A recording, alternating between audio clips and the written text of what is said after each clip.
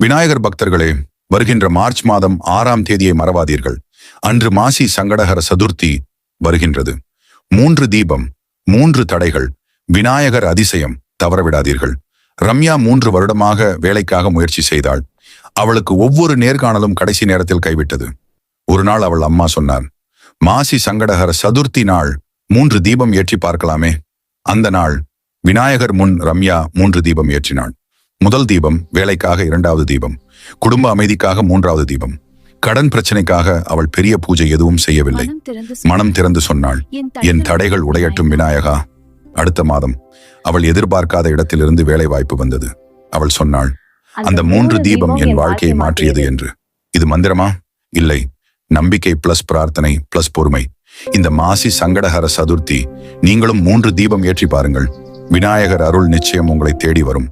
சின்ன தீபம்தான், ஆனா அதில் பெரிய நம்பிக்கை இருக்கு. இது போன்று ஆன்மீக தகவல்களை தொடர்ந்து தெரிந்து கொள்ள வெல் மீடியா சேனலை சப்ஸ்கிரைப் செய்யுங்கள்.